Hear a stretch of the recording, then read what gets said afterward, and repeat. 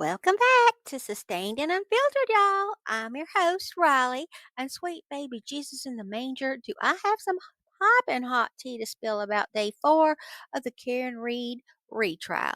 And honey, it was not because of what happened in court, because that was basically a snooze palooza. Ugh, some really boring experts today. But where some little juicy stuff came up was today those jurors took themselves on a little road field trip. That's right, honeys. They loaded up on a big school bus like they were headed to the county fair, except instead of cotton candy and funnel cakes with a Ferris wheel where you throw it all up on, they went to visit 34 Fairview Road in Canton, the scene of this whole tragic mess. Lord, can you imagine being on that bus? I bet there was more tension than in my shapewear at Thanksgiving dinner. And that's saying something. Hot tea spill alert. Beep, beep, beep. Now, Karen herself, she told reporters that she had absolutely no desire to join that field trip. She said, and I'm quoting here, I don't ever want to go back to 34 Fairview. Well, honey, I don't blame her one bit. It's like asking a chicken to revisit Colonel Sanders' kitchen, if you know what I mean. When reporters asked Karen about them embarrassing text messages that Garino read out loud in court, she said they were just normal arguments that got a little heated, like all kinds of couples do. Bless her heart, she said it was embarrassing having her private squabbles aired out in public like dirty laundry on a line. I mean, I guess she probably didn't say that part, so I'm not quoting there, but that other part was. I reckon we've all been there, though. Maybe just not for the whole wide world to see.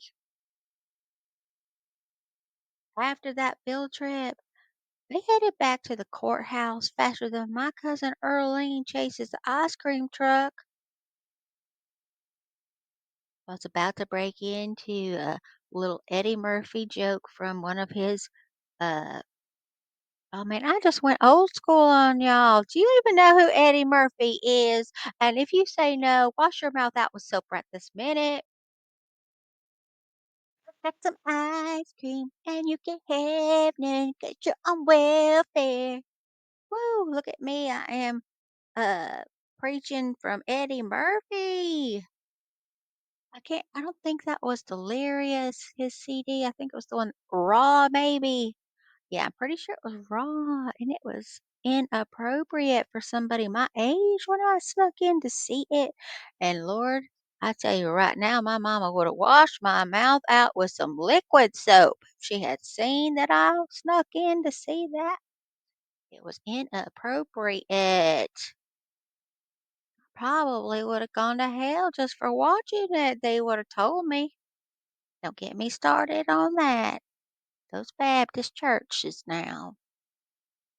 Now, where was I? Oh, yeah, ice cream truck. Well, prosecution called Dr. Gary Fowler to the stand. He's a laboratory medical director who worked at Good Samaritan Medical Center when all this mess happened. And yes, ladies and gentlemen, it was just as exciting as that sounded. Uh-huh. Oh, it was a hot mess and not in an entertaining way at all. I mean, goodness gracious. I dozed off a time or two and I was driving people. Anyway, this man was in charge of the lab that tested Karen's blood the morning John was found. You know what they say, the devil's in the details. And honey, There were there were more details about blood tests and procedures than there are seeds in a watermelon, and I didn't care about any of it. Dr. Fowler went on and on and on, explaining how they test blood samples, talking about serum tests and serum this and such. It was more complicated than my Aunt Myrtle's secret pecan pie recipe. He said if something went wrong with the test, it was ultimately his fault. You talk about pressure. That's like being responsible for the potato salad at the family reunion. One mistake, and nobody's letting you forget it for the next 20 years. Aunt Silly.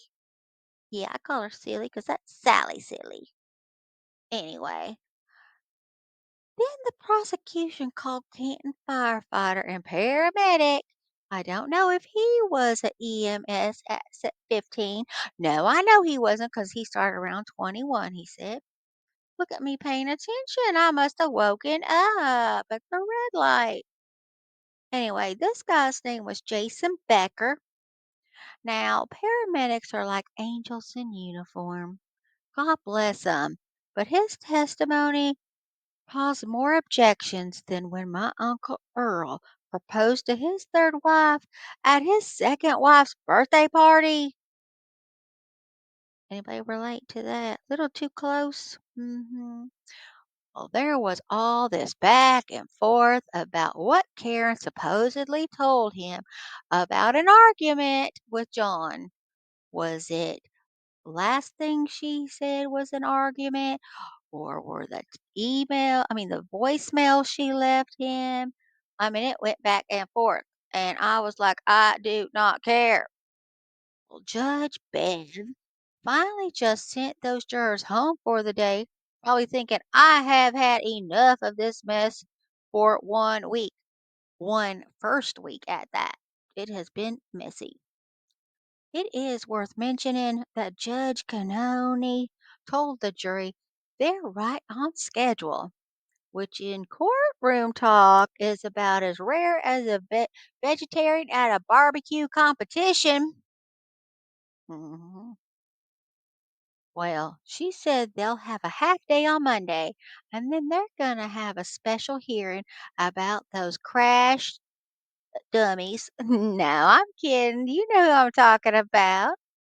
The crash daddies. They're the crash reconstruction experts from ARCA.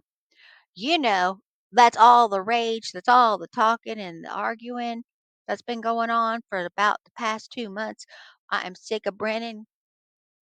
Sorry, that last part just slipped out. Anyway, those are the folks who testified in the first trial that John's injuries weren't consistent when getting hit by a car and that the damage to Karen's SUV wasn't consistent with hitting John. The guys who made a cannon. Well, sounds like Monday's going to be more interesting than gossip session at the beauty parlor. And I am hoping to goodness, since Judge Bev is making them be done with all their new testing, that they get to bring that cannon in. You talk about some fire. When Karen left court today, she told reporters she was feeling strong like always. I swear that woman has more composure than a pageant queen with double sided tape. She even had a little smile on her face. I swear if I was facing those charges, I'd be shaking like a leaf in a hurricane. And just as well as I do, there is some hater Gatorade going on the internet saying she must be guilty because she had a smile on her face today. Listen, it's her mama's birthday. She turned 75 today. She is allowed to smile for her mama. Now, these jury field trips, or jury views, as those fancy legal folk call them, they don't happen all that often. They did it in that O.J. Simpson case and also in that Alec Murdaugh. Is it Murdoch or Murdaugh? I get so confused. All I remember is it did not sound the way it's spelled. It was so confusing on when I was watching it on the streaming stuff. Well, it's like the court saying, "Hey, seeing is believing, y'all." They want those jurors to get the lay of the land, see the distances, angles, and all that jazz. I know for 34 Fairview, all the rumors are is that front yard. is teeny tiny, but all on the internet, it looks pretty big, bigger than what I would want to mow. I'll tell you that right now. Well, it's like my mama used to say, I guess. You can't understand how steep that hill is until you've tried to push a stroller up it. hmm Well, folks, that's going to wrap up this first week of testimony in the Karen Reed retrial. And sugar pie honey buns next week promises to be even juicier than a Georgia peach in August because we are bringing in those Crash Daddy reconstruction experts on Monday. Now, I hope we'll see some fireworks, mostly just coming from that cannon because I will come through that television if I see Judge Bev or that Hank Williams Brennan dude coming after them because they better be able to testify. I have had it with this back and forth about these crash daddy experts. Ridiculous. Anyway, I'm sorry I got onto that rant right there. Let me just wrap this story up. Let me get dramatic for you for a little while. Will they stick to their guns that Karen's SUV couldn't have hit John the way the prosecution claims? Or will the prosecution poke more holes in their testimony than in my screen door after the neighborhood kids played baseball too close to the house? Well, if you're enjoying this legal drama, please don't forget to smash that like button, subscribe, and ring that bell like it owes you money. No, I'm not gonna sing again. You can ring that. No, no, no, no, no, no, no. Don't get me started. I don't want to get in trouble sounding too much like the real thing and not get monetized. Oh, wait.